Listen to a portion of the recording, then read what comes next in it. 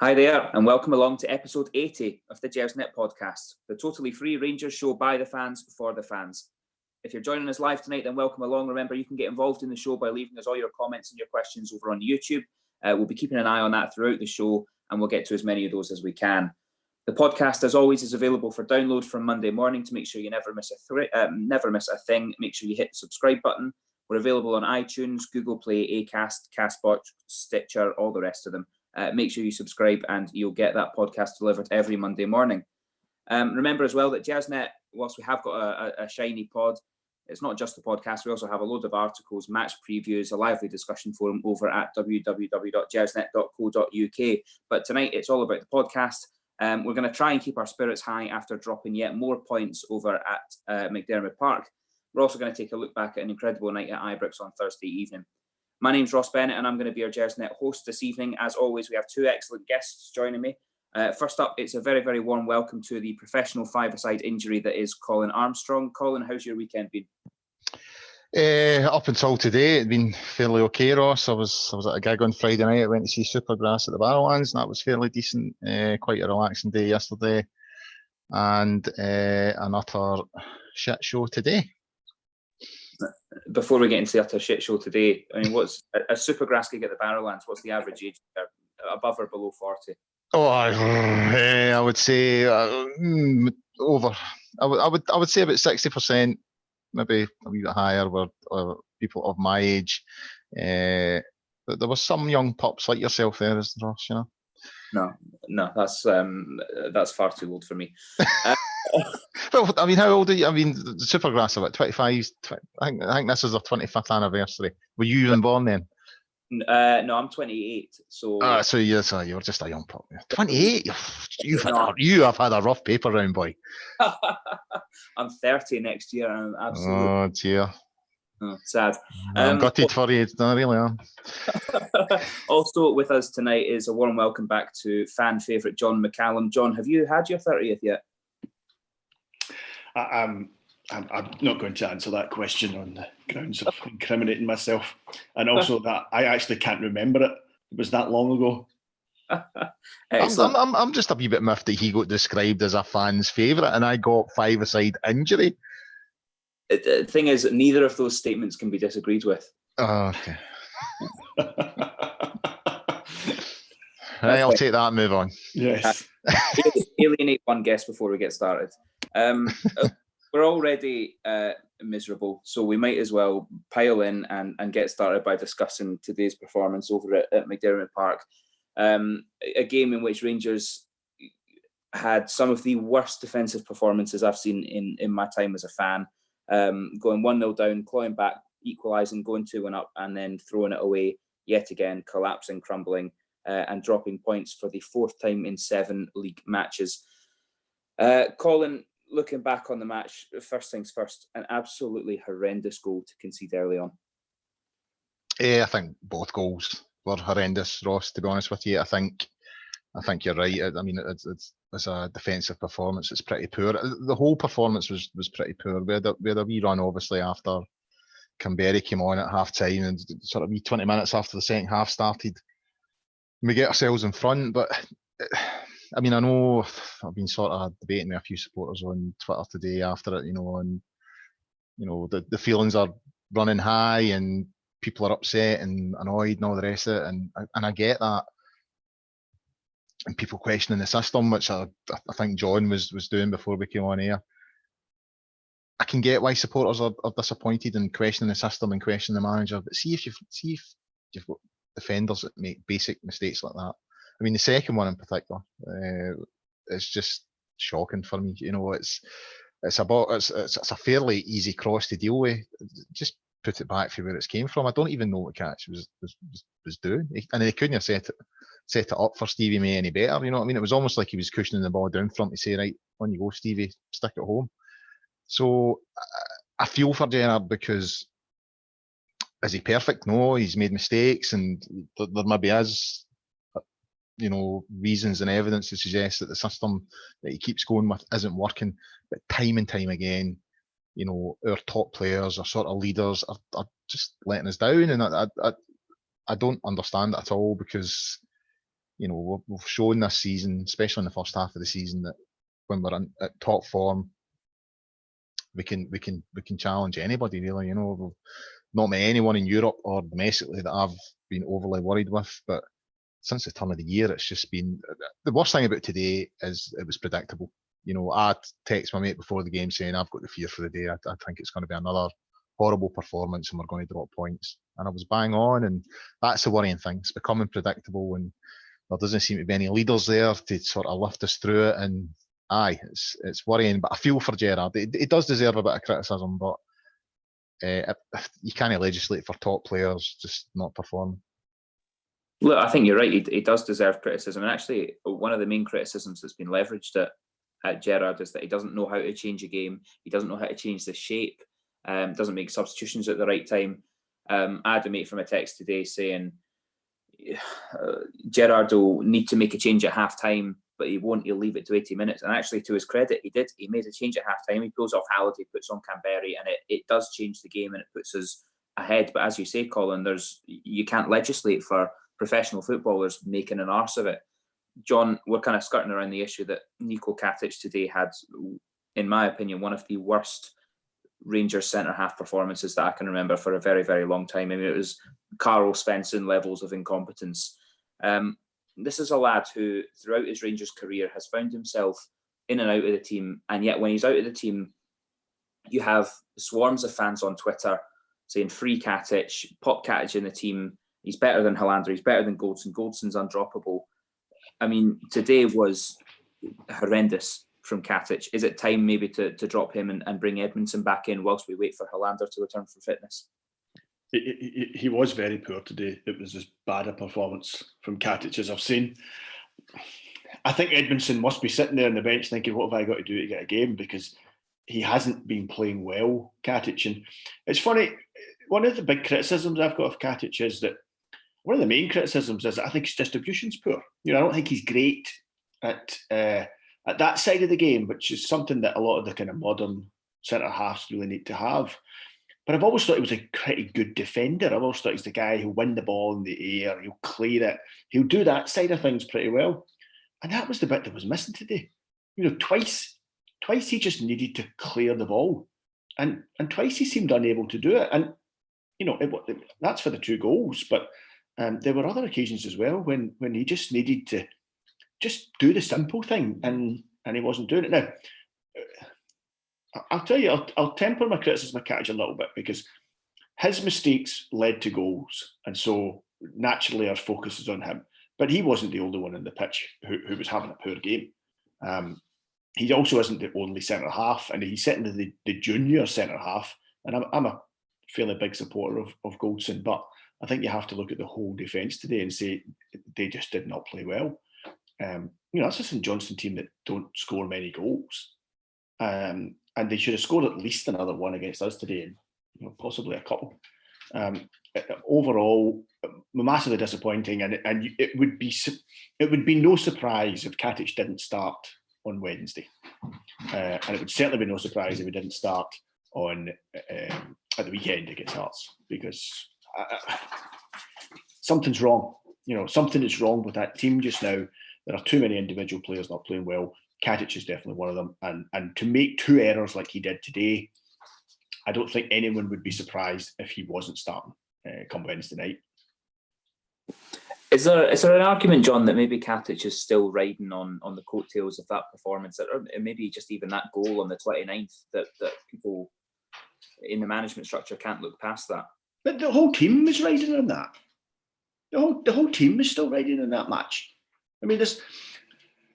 Seriously, McGregor, you could maybe say McGregor is still in form, and even he's had a wobble. Even he looked a bit iffy a couple of games ago. But other than McGregor, is there anyone in that team just now who you'd say is still showing the form they showed pre-Christmas? Arfield's working hard. Sometimes it comes off, sometimes it doesn't. He didn't have a great start to the season. But beyond that, I don't think Katic is the only one. Frankly, they're all resting their laurels just now. That's the frustrating thing. No, I'd agree with that. I'd argue that the performances of people like Davis, like Ryan Jack, certainly Ryan Kent have dipped. Scott Arfield, it pains me to say it, has been probably the best player in the park, or the most consistent player for Rangers over the last 3 or 4 weeks. Possibly Joe Aribo in the last couple of weeks, so has come in and done very well. Actually, if we kind of keep on this vein, Colin, and look at Ryan Kent, this is an issue that I'm having, and I'm texting my mates saying, how is Ryan Kent still getting a game? The wide positions is a position where actually we have a wee bit of depth. We've got some quality players that can come in and are known to do a job at SPL level. Kent has been totally ineffective in 2020. His output is appalling. He can't beat a man. His distribution's poor. What's gone wrong with Ryan Kent, and what do we need to do about it? Well, I would argue that Ryan Kent is displaying the type of form that Ryan Kent has always displayed. I think there was a wee bit of a myth about what he gave us last season. I think his stats were very similar to Candias in terms of goals and assists. What Kent does give you is when a game opens up, he's mobile, he's quick, he can get in behind teams, and he's probably what's sort of covered over Kent's failings in other games is the fact that he's done well against Celtic on more than one occasion. But that again, that's probably a game that would suit him, because when you're playing Celtic, they're not going to sit in, they're going to come for us. So he's got more space to sort of operate in and get in behind. Whereas when teams sit in, as you've seen, he struggles. If he's up against a bank of 4 and a 5 or whatever, then he's going to struggle. So the thing that annoys me about Kent is all these people that are going off, they're not about Ryan Kent, were the ones that were howling that we had to sign him in the summer. They were the ones that saying, we need to spend 6, 7, 8 million and get him back up the road. I never seen it. I never seen the 7 million. I thought it was, if you're even a championship club doing in England, that's a reasonable fee and you're getting a reasonable player. But for us, that was a huge outlay. And it was for someone who had produced okay stats for the season before in terms of his goals and assists. It was someone, you're spending 7 million, someone who's not actually giving you anything new. We've had him the season before, so it's not like you're getting a brand new signing who's freshening things up. You're just spending 7 million to maintain what you've already had. So I'm not against Ryan. I was never against Ryan Kent coming back, but I felt we spent too much on him, and I think too many fans were laying it on a wee bit thick when it came to Ryan Kent. I thought he was okay last season and had good games here and there, and obviously done well against Celtic. At Celtic Park last year, he got the goal and played really well, and he done that this season as well. But overall, I think he's just producing the form which he tends to produce overall. Can I come in that? Sure. Just no. on the fans want me to speak, Colin. The fans want Okay, on you go. On Kent, one of the things I've noticed recently is, think back to the start of the season and earlier in the season, Kent used to switch wings regularly. He would start on one side, he would switch over to the other. 10 minutes later, he would come back. There was real movement in Kent in terms of his positioning. And that's not happening just now. Kent is sitting and he's playing very wide. Now, I don't know if that was because we had Halliday at fullback today and without Barisic pushing on, tactically he had to play a slightly different game. But I've noticed that this year that Kent, for some reason, and I agree, Kent's not playing well, and I personally don't think he deserves a starting place just now. I thought that before today. I don't think he deserves a starting space. I think Jordan Jones must have done something awful in training, because how he can't get a game just now is beyond me, because Kent is just not playing well. But something's changed there. Kent used to start in one wing, he would switch over to the other wing, he would switch back. Sometimes you would see him in the middle. Him and Morelos would suddenly be playing in the middle together. That's not happening just now. The front three seem to be quite rigid, which is puzzling because, Hadji is two-footed. He's clearly a guy who could play in different places. I don't know, why are we not being more mobile? Why is there a rigidity to our front three just now that we didn't have earlier in the season when we were playing well? Somebody who understands tactics better will possibly understand that and be able to explain that. But it's a puzzler, and whatever's happening with Kent just now, it's I agree entirely. He's not doing it just now. I would stick up for Ryan Kent in one respect, and that is that he certainly doesn't hide. You know, he's always looking for the ball, and he does. He has wee moments. One thing he's really bad at, I think, I think these kind of things get worse when you're hitting a sort of bad run of form.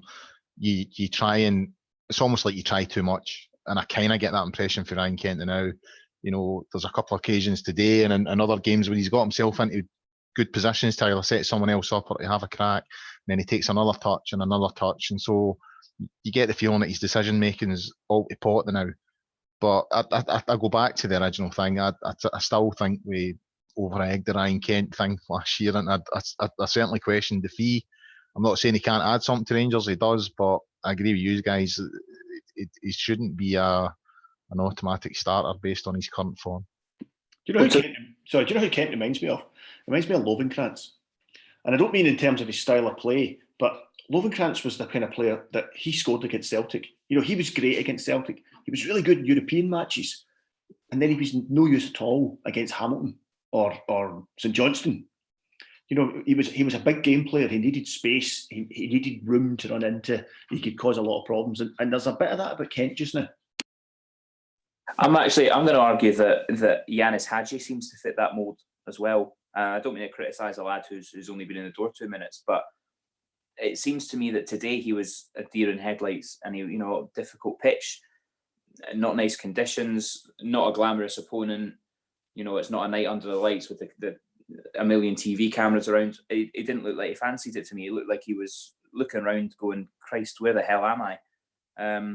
It concerns me that we have too many players like that, too many players like Lovenkrantz, like Hadji, like Kent, who just cannot turn it on for your bread and butter industrial Scottish Football League.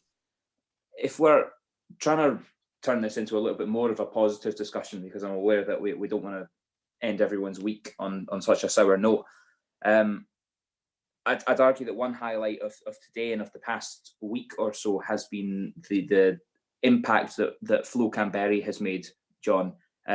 He came on today at half-time, totally changed the shape, brought a new energy, and I'd argue that when he came on Thursday, he also brought a new energy and freshened things up.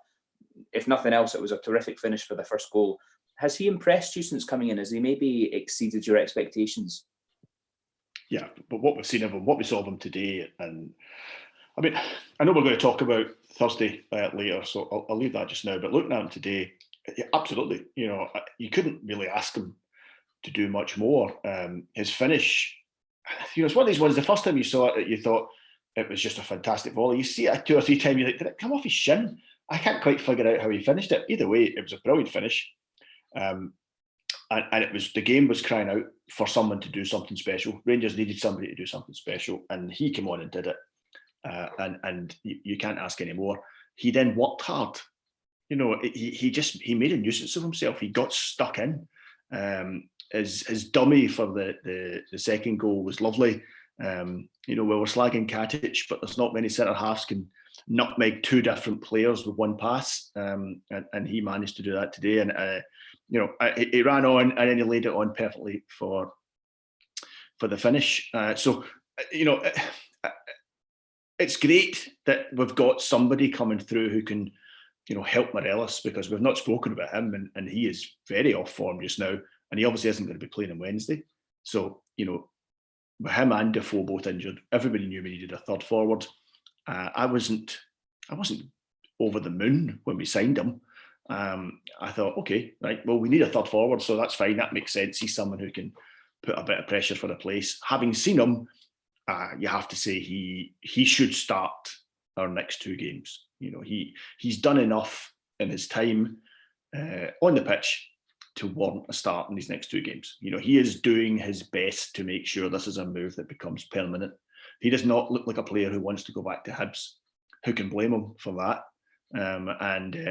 Absolutely, you know, he's the one piece of good news today. You're dead right, Ross. Colin, how about yourself? I mean, surely Canberry's burned his bridges at Hibs. You know, he comes in, does an interview when he signed to Rangers, saying that as soon as he came to Scotland, he knew he wanted to come to Rangers. Do you think we should be taking a punt on him permanently in the summer, or we could have better options if we dip back into the transfer market? I think it's down to the player, Ross. It's down to him. It's down to him to earn a permanent move. And you would have to argue, and that was maybe the difference today. You know what I mean? There's a lot of players.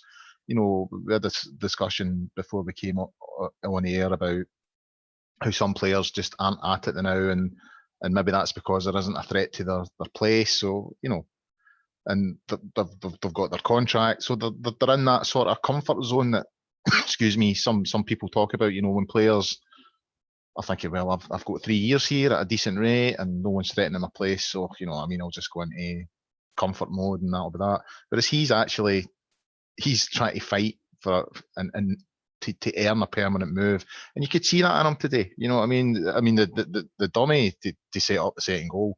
You know, that St Johnstone boy had to find 20 quid to get a ticket to get back into the game. He's just took him right out of the game. He's laid it on a plate for Ojo, and you can tell he wants a permanent move. So that's what he needs to do. And if he does enough between now and the end of the season, then why shouldn't we take a punt on him? You know what I mean? If he's prepared to show that he's good enough and that he's hungry enough to come to Rangers, then I don't see why we wouldn't bring him on. But what he done today, immediately, you know, his movement, he's sort of touching and giving goals and all that kind of thing. He increased the tempo, and the Rangers tempo. Sound like I'm a stuck record these days, but since we came back for the winter break, the tempo has been horrifically slow, you know, and we just don't look at it at all. Everything about the build up to that game at Celtic Park before the winter break, you know, there was a couple of bad games. We had a bad game against St Johnstone on Boxing Day, and, you know, we had the wee fluff at Aberdeen. But I mean, even at Aberdeen, you know, the tempo in which we played it, the aggression and everything about us, you know, when we played like that, we're a serious football team, and we're on form. And since we've come back, that's gone. And that's what Canberra offered today. When he came on, he was lively, a lot of movement, a lot of give and goes, and just lifted the tempo. And some of the players went with him in that, you know, all of a sudden they sort of lifted their sort of side of the game. And we should have done, the minute we went 2-1 up, that should have been enough. And you can't legislate for, you know, for what happened with Katic. But in terms of Canberra, it's up to him. And from what I've seen of him so far, he's gone the right way about earning a permanent move. Well, look, that's a key point there, Colin, is that you cannot legislate for the idiocy of certain decisions that have been made by players. What's hard is that, I know, as we've, you know, just before we've come on air this evening, we've all been speaking that we've all seen messages of what's becoming a fairly sizable section of the Rangers support, maybe just the loudest section now, saying Gerrard out.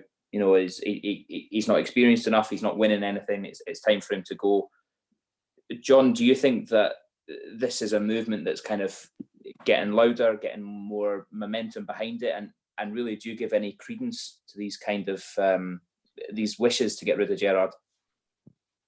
I don't agree with them, if that's what you mean by giving them credence. I think you're right. I think it does exist. I think it exists more.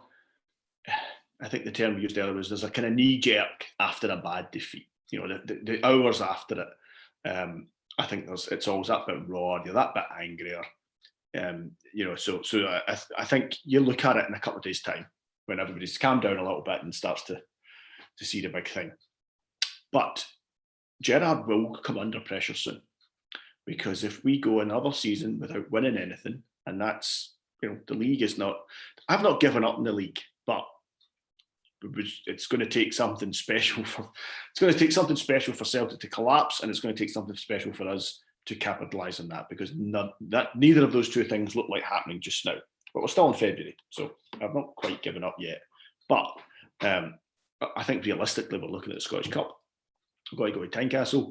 We've got to win at a ground that we lost that last time round against a Hearts team that can't buy a victory just now, in terrible form.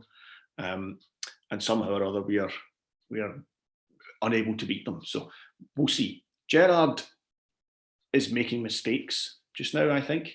There was an interview with Gerrard by Danny Murphy. I don't know if either of you two have seen it. It's quite recent. I just read about it earlier. And Danny Murphy, ex-teammate, is interviewing him, and he talks about I can't quote it exactly, but basically Gerrard talks about players. He's been asked about players and managing players and how different is it. And he says, it's no different from when he was playing. He said, players are motivated by two things, days off and money. And those are the two things that motivate players. And he was talking about how he had, there'd been a bad training session and he'd come in and told the players they weren't getting a day off. And his exact words when they came in the next day and they played like Brazil. So that was the point he was making. But I thought it was an interesting observation that as far as Gerrard is concerned, players are motivated by two things, days off and money. Okay, everybody knows professional football players, like the rest of us, frankly, are motivated by money. Money is a big factor in decisions we will make. Having more of it certainly gives you more options in life, and footballers are no different. I'll take that. But you'd hope there would be slightly more than that. You'd hope you would have slightly more than this Arsenal just now in terms of how you motivate players, other than days off and money. And I maybe I'm being naive. Maybe that is just how professional footballers work. But I would hope there's more than that. And I'd be concerned slightly if Gerrard actually believed that's the only way you can motivate players. So that concerned me a little bit. Some of his decision making is puzzling. We spoke about earlier. I mean, there are. It seems like there are two or three holy cows in the Rangers team just now who can't be dropped. Every weekend, Jamie Murphy makes him look more. Sending him out on loan looks like a bigger and bigger mistake, because a player like that just now, who is clearly in good form, who's clearly hungry, and can score goals, is something we're missing, because Kent isn't doing that just now. Morelos is so far off form just now, and my concern is there's so many of them off form who were in very good form, who were playing very well in the first half of the season, who are now playing way below the standards we know they can play. The speed, that short passing game that Rangers played in the first half of the season, where we could pass our way out of defence, we could pass our way out of tight spaces. Pass, move. It's done with speed. It's done with accuracy. That's disappeared from our game completely. We're now looking for centre halves or deep line midfielders to hit a 40-yard pass to somebody running into space for an attack to appear. We seem unable to pass our way through now. Now, I don't know if that's teams have just got wise to us and are defending differently. Whatever it is, that's stopped from our game. Morelos is off form. Kent is off form. Davis is off form. Katic is off form. Tav's off form. So at some point, we need to question the coaching and say, how come all these guys, how come you went away to Dubai and everyone's come back rotten? How does that happen? What happened there? What was going on there that has resulted in this loss of form? Were they trained too hard? Were they not trained enough? Did we think the hard work was done just because we won at Parkhead? Did we believe our own press? I don't know. So I don't think it's time for Gerrard to go. I don't think that at all. I don't think the majority of people think that. I think there will be perhaps a local minority who are quite happy to make those sounds, particularly in social media. I haven't heard it at games. I've heard grumbling and moaning. I've heard booing. Kamara had just the worst game on Thursday night. Poor Moy. Everything he touched just went wrong. He's another player that suddenly lost form. And Gerrard must understand. Ultimately, he takes responsibility for that. Ultimately, as the manager, and I know what Colin's saying. That you can't legislate for what Katic did today. Yeah, but Gerrard picks the team. He trains them. And ultimately, he will take responsibility for that. He will be the one who gets the blame. I expect the media to ramp up pressure. But Gerrard largely hasn't had bad media or poor media pressure since he's come up here. I suspect he's going to get some of that this week. If we get a good result on Wednesday night, the pressure will be off. If we don't, it will be on. If we get a bad result next weekend, then I think you will start to see people questioning what does it, is he capable of taking Rangers to the next stage? And the next stage is winning the league, or at least winning a trophy, but certainly winning the league. Is he capable of doing that? I think the board think he is. I suspect he will still be our manager come the start of next season. But I would say he's got until the next January break. And if we are not seriously contested, if we've not won the League Cup or at least reached the final again and are proper challenging for the league, I think it might be the end for him, yeah. But just now, it's still too early. No, I can't argue with a single word of that, John. Colin, just as a last word on today's action and everything surrounding that, John mentions there that Morelos is a mile off form. There's comments again online talking about how he's looking overweight, he's off the pace. He's certainly not as sharp as he was at the tail end of 2019. I think I saw you tweeting earlier that Morelos hasn't kicked a ball since Feyenoord, and it's something like 3 goals in 15 games. How much of a concern is Alfie's form for you? Well, it's a major concern because we were so reliant on him, Ross. He scored the lion's share of our goals, and the drop in form has tied in with our own drop in form, if you know what I mean. We've started to drop points, and you were good for the early part of the season, up until the end of November. You were going into every game expecting Morelos to score. That's the sort of form he was in. Nowhere near that now.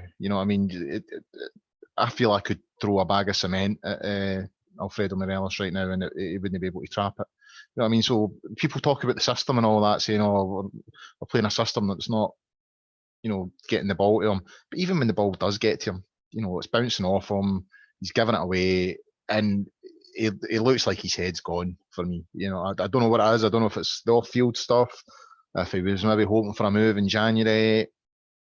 I don't know what it is, but something is very, very wrong with Alfredo Morelos at the moment. And that's a concern because we were so reliant on him for goals, and other people have stepped up. Canberra's got one today and Arfield's got a few over the last few weeks. But if you take the lion's share of goals out of any team, then you're asking for trouble. And I would say, people, everybody's saying it's been for January. I would say it's been since the end of November. He never got a huge amount of goals in December. He obviously missed that penalty in the cup final. Never scored again against Celtic in that win on the 29th. And so there was wee hints then that he wasn't quite at his normal sort of levels, and it's just got worse and worse and worse. I get that he's had a couple of goals that were legitimate goals disallowed. Even if you take them into consideration, he's still way off the sort of levels that he was shown before. He's been very, very easily marked out of games now. There was a ball put in today early on. I can't remember who it was that was marking him. And he was sort of on the edge of the box. And the guy behind him just stuck out a leg. Morelos is, the ball's coming to Morelos. All he needs to do is make sure that the defender doesn't put a foot round and, just protect the ball. None of that. Defender just sticks a leg out, hoofs it clear. All very easy, you know what I mean? And that's not what Morelos was like, 2-3 months ago. It was almost impossible to play at one point. And my fear is, at one stage you're thinking, when we do lose him, we'll get top money for him. You're starting to think now, well, will we? Will we really get top money for him? Because he's looking overweight. I'm not quite so sure about that, but I've heard a lot of people comment about it. My boy mentioned it today when there was a sort of close-up of Morelos. He said, he's looking awfully chunky these days. And so people are commenting on his weight. He looks slow, sluggish. He just looks in a bad mood again. He's went through periods like this before, but I thought Gerrard had got it out of him. I thought the arrival of Jermaine Defoe had helped in that as well. I think Defoe was doing a lot behind the scenes with him. But the last 2 or 3 months, it's just been really, really poor from him. And it's concerning because, he's our top goal scorer. That's who we look to get the goals. And he's not producing at the moment. So it's a big concern. No, I totally agree. It's also a concern, the fact that obviously Canberra's come in, he's doing well, but it's early days.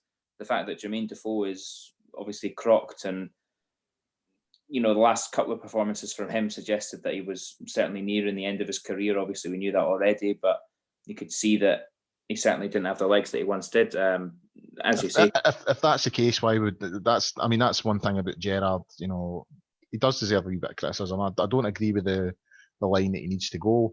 However, we're giving Defoe a permanent deal. And you just kind of wonder why would you do that? As you say, he does look like he's coming towards the end. So as what it is, but I felt we were struggling up front anyway. When we were playing really well, my biggest fear was, well, what happens if Morelos gets injured? Well, he's not got injured. He's just went catastrophically out of form, which is as bad as an injury. You know what I mean? Because he's not worth anything to us in his current mood. So I was always fearful if there was no Morelos, what would happen? I think you're seeing it now. We're just, the whole team has sort of collapsed. Yeah, look, I completely agree. It's no coincidence that the team's downturn in form has coincided with Morelos' downturn in form and the goals drying up. And it's particularly difficult as you then see Edouard banging them in the other side of the city, who's never been in such good form. Listen, I think we've done a good 35-40 minutes there of quite depressing, difficult talk about yet more points dropped, and I know John's saying he doesn't believe the league's over. I completely disagree. Personally, I think we're now focusing on Europe and seeing how far that dream can take us, and focusing on the Scottish Cup as our last realistic chance of silverware. So I think what we need to do is kind of switch our focus and look back to Thursday night, to quite a remarkable evening and an incredible game of football at Ibrox. Colin, I believe you were at the game yourself, so it was a wee bit of a slow start from Rangers, and considering the pace that Braga had, how well they moved the ball, they gave us a real scare early on with a headed chance that McGregor did well to get down to, and they really should have finished. Do you think, again, if we start looking at this one defensively, could and should Rangers have done any better for either of the Braga goals? Well, the first one, we kind of give it away in the middle of the park. It's, again, basic stuff, simple 5-yard passes gone astray. But we looked a wee bit panicked. And I think we've met this, as I said before we came on air tonight, I think we've met better teams than Braga in Europe this season. However, they are on a run at the moment. They are in, and when you're on runs like that, you just feel like, no one can beat you. And that's where they are at the moment, whereas we're on the other side. We're on a different kind of run. So I think we've met them when they're flying and we are struggling, and I think that showed for the first sort of 65, 70 minutes. The decision making was off again, panicked.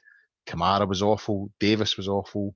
The first goal comes from, I think it was Arfield, maybe gave it away. I can't quite remember, but it's a sort of basic 5-yard pass that doesn't get completed.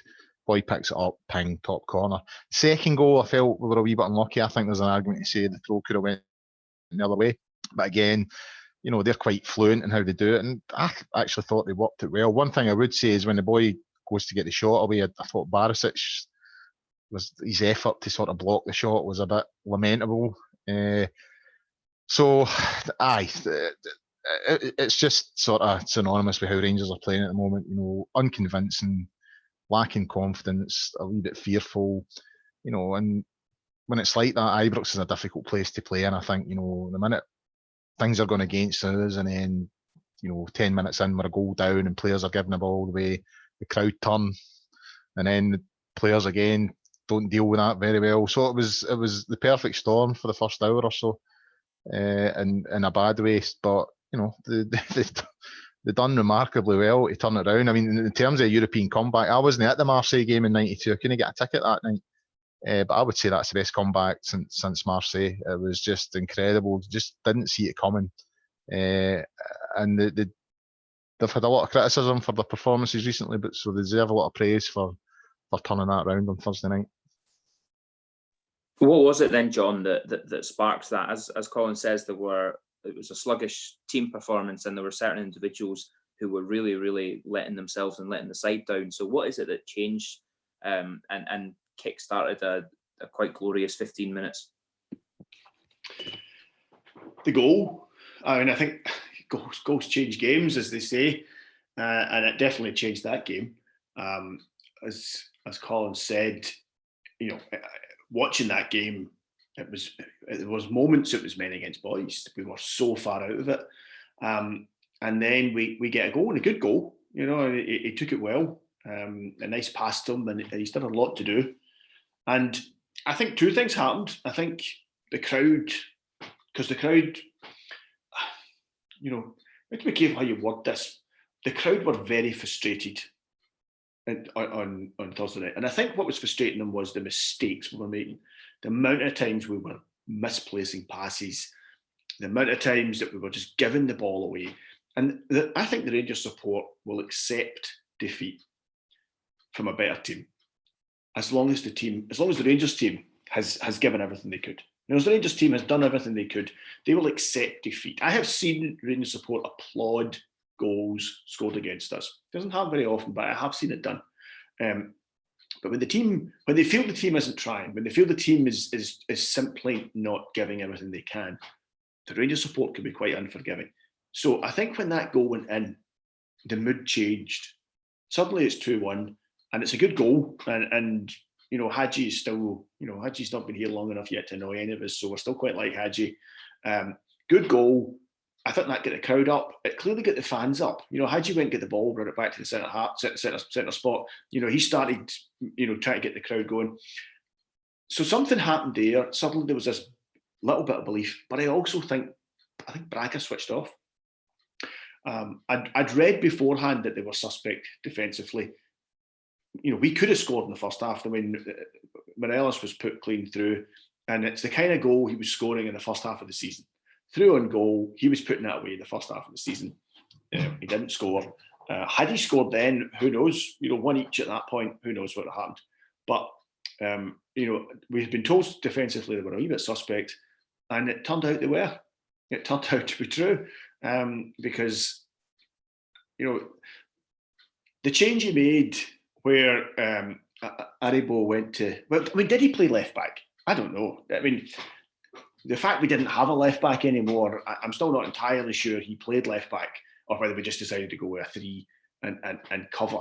A little bit like today, I wasn't entirely convinced he was playing left back in the second half. I think we just decided not to play with a left back. But whatever happened, I think the momentum in the game changed. I don't think you could say, I think tactically, I'm not sure if it was necessarily a tactic thing. I think it was a heart thing. I think it was a passion thing. I think suddenly the momentum of the game changed after that goal. The crowd were up for it. Suddenly the players were as well. The players were getting on the end of passes. They were trying things, and it was happening. So I think it was the goal rather than anything else. I think Braga perhaps thought the job was done at 2-0. To be fair, as did I. I think they thought the job was done. And it was just one of these mad nights where I mean, I did not see that coming. I didn't see as I was concerned about winning the match before it. At half time, I was concerned that it would be kept respectable because they did look like they could cut through as at will. I did not see that coming. I'm pleased it did. But for me, that was a turning point. To answer your question, the turning point for me was a goal, and that just changed the whole mood in the stadium.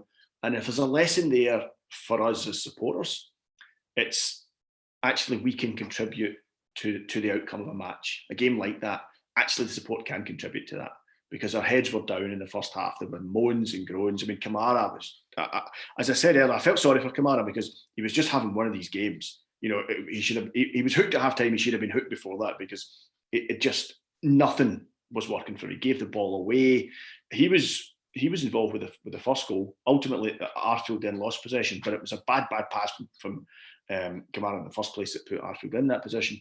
And he was just having one of those games. I mean, he did that kind of one when he knocked it back to the on-rushing Braga player was the strangest thing. So we made the change at half time. I didn't think it made the slightest difference to the match. It still looked like they were going to score at will. The goal made the change. The goal made it for us. Hadji made the difference. He scored that great goal, and that got the crowd going, and that was the change for us.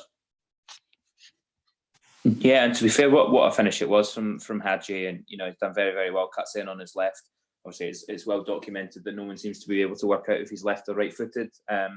Puts the ball probably the one place that the keeper's not going to be able to reach it in off the post, and it is a really strong moment, a kind of catalytic moment sparking that comeback.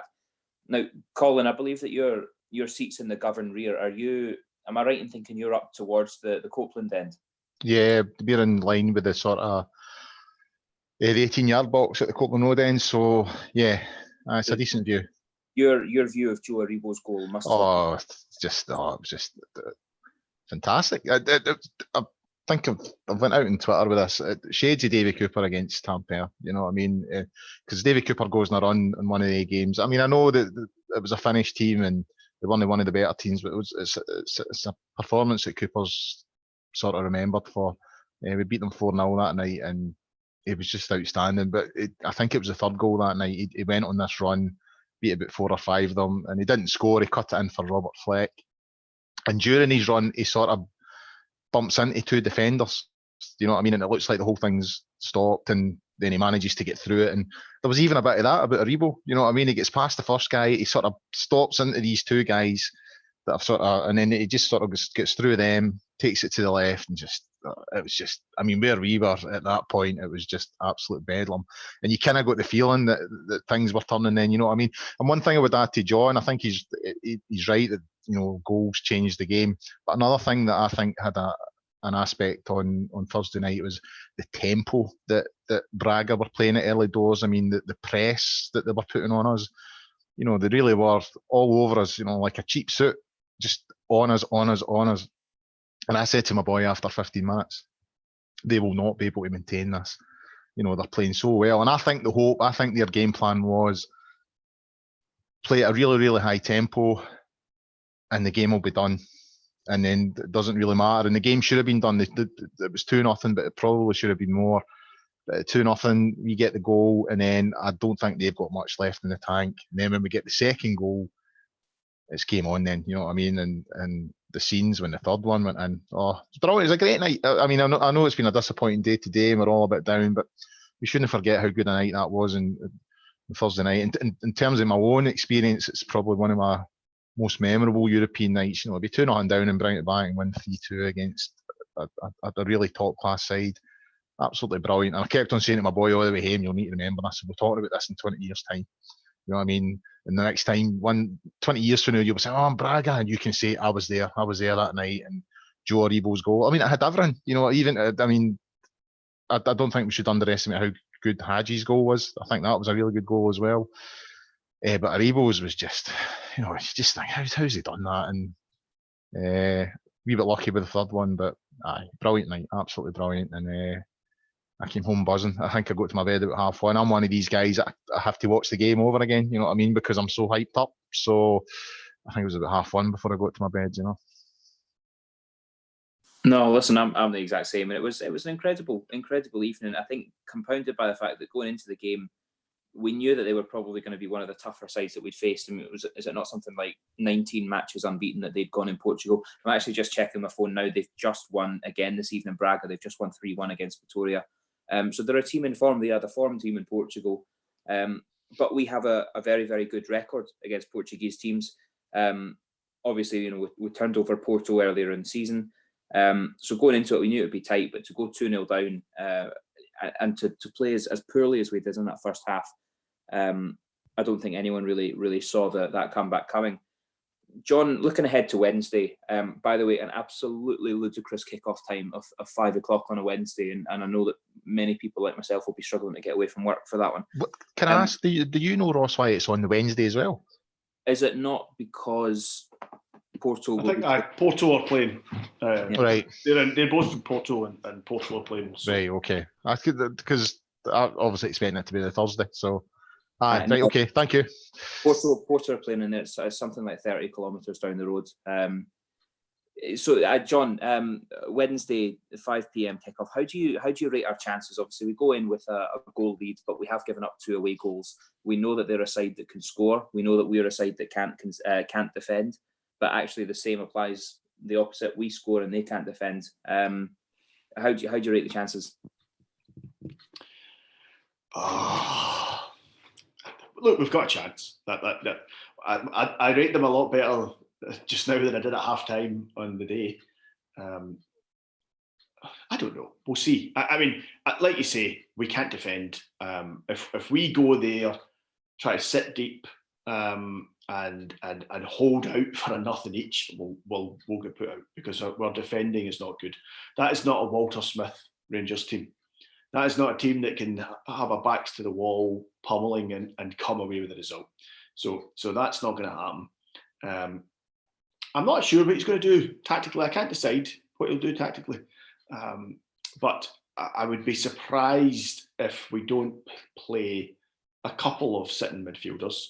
I suspect we will. I suspect Kent will play, and I wonder if he might play him through the middle. I wonder if we will be looking to just hit them on the break, because we know they've got to come at us. We know they need the goal, and I wonder if we'll try and do that. I think that might be a mistake. Our best performances this season is when we've kept the ball. It's when we've got the ball and we've kept it, and we've played football. I don't think we are a team that, I said it earlier, we're not a Walter Smith team. We're not a team that can sit deep. We're a team that needs the ball, needs to own the ball, needs to dictate the pace. If we can do that, we've got a chance. But nothing I've seen so far this year has suggested to me we can. That's my worry. So I actually think it will be down to how they play. It'll be down to their tactics. If they come at us in the second leg the way they did in the first leg, I don't fancy our chances too highly. If they're a bit tentative, if they're nervous about us hitting the break and sit back a little bit and give us the ball, actually, I think we might, because I think we can create chances against this team. I think we will have opportunities to score. I'm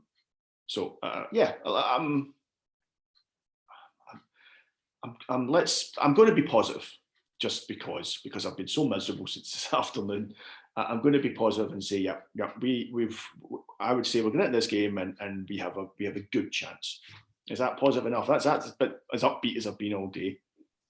A good chance. I mean, so I work in the gambling industry, John. If you were putting money on it, where would you set the odds?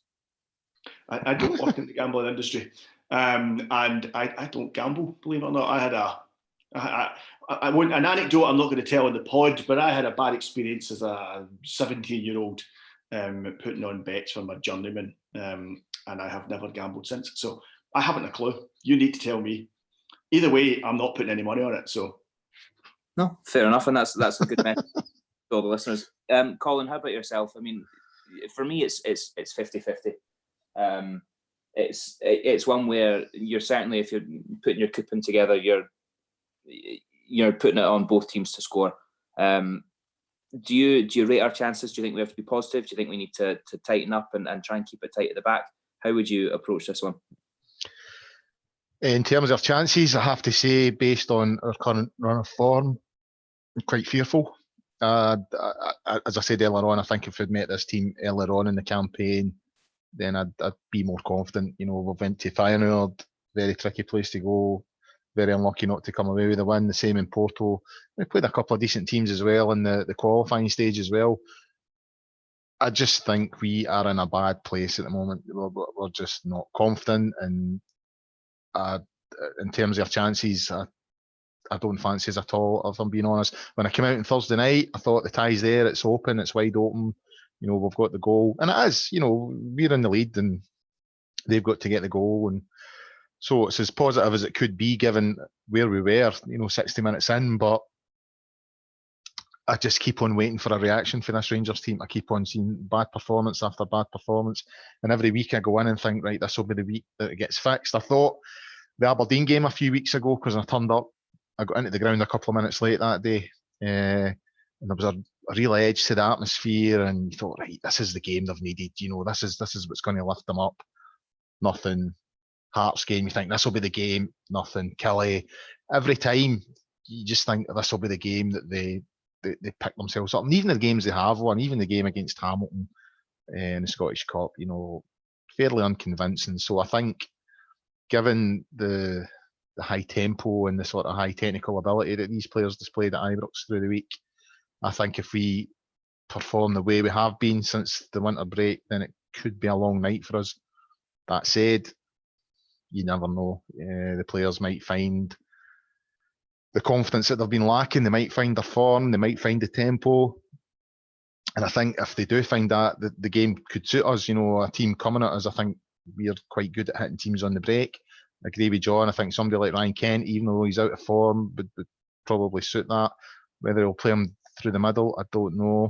But I don't fancy us. And then you worry about next Saturday against Hearts, you know what I mean? Because if we lose that, then the season is done and dusted. And so it's a big week for Gerrard. And I just hope he gets through it, because I think he deserves he deserves a chance to get us a trophy and a cup and all that kind of thing, because I think we've made huge strides under Gerrard. He's not perfect, he's made mistakes, but I don't think we should be looking to get rid of him just yet. So it's a big week for him, so I hope he gets the results he's need. You see, now, just as a wee insight for the listeners as to how things work here at Gersnet, this afternoon I wrote this agenda, all the questions we'd be talking about, all the discussion points, and I'd actually written it that we would have talking about the Braga game first and then talk about St Johnstone. And Colin texted me and said, maybe we should do St Johnstone first and Braga second, so we can end it on a positive note. He's ended the show there by saying, we weren't very good against Braga, we're not good against St Johnstone. I'm nervous we'll be bad again against Braga, and then I'm nervous we're going to be bad against Hearts, and that's the season over. You've made me look a bit of a mug, Colin. You want to know something? It was amazing how easy it was. Right. I think the only thing left to do is end the show before it gets any worse. We're all miserable. Just before we end this show, go on, John, end it on a positive note. The great Rangers comebacks, yeah, absolutely, great Rangers comebacks are the great European nights at Ibrox. Because I was at the Marseille game, which was, again, a similar game because you were getting pummeled for most of it, and then all of a sudden we came back. So I was at that game, and I was at the Leeds game, which was a great game as well. But I tell you, I get taken to a game, I can't remember every year, maybe 84, and we were playing in Milan. In Milan, yeah, that's right. And we put John McClelland up front. We were 3-0 down from the first leg. Aye, we did something, and we nearly did it. You know, we beat them, and it was one of these ones we nearly did it. We nearly got through, but that was a great game, and that was one of these great European games. That were these great European nights at Ibrox. The crowd was up. You know, we just went for it. They just threw everything at them. Ultimately, I don't think it made any difference. We didn't go through, but it was a fantastic evening at Ibrox. And you know, let's see how Wednesday goes. You know, the players must be hurting. They themselves must be hurting. Let's see if maybe there's a reaction in there. Maybe there's just lift us a wee bit at tonight. The European games are, I suppose, a free hit, right? No one's really expecting Rangers to win the Europa League. If I was in that dressing room right now, I'd be going out there thinking, well, there's no real pressure in this game.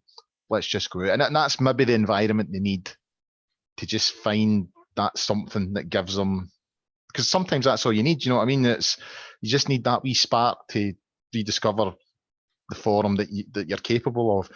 And I've been waiting on it coming, and it's not came yet. And maybe a game like Wednesday night, you know, that might be the one that does it. And then we go into Saturday and we pump Hearts and we win the Scottish Cup. And everything's great. Well, I look forward to listening to the pod next week. Thank God we had fans' favourite John McCallum. Right. I think I'm injured. I'm out next week. I've pulled a hammy. I'm out. So. You've done a Glenn Kamara. You've had a shocker, and we're pulling you at halftime. Listen, guys, I'm gonna wrap the show up there. I think that's probably all we've got time for this evening. Look, as always, I'd like to say a massive thanks to the guests, to Colin and John, for your time this evening.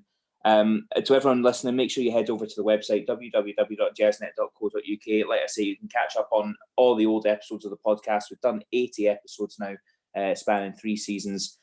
So make sure you catch up on any that you might have missed. Read all the articles, the previews, and get involved in the forum where you can find myself, Colin, and John. Remember that the pod will be back next Sunday with another show, hopefully looking at European progress and a successful outing in the Scottish Cup. In the meantime, you can find all three of us on Twitter as well. All that's left for me to say is a massive thank you for listening, and have a great week.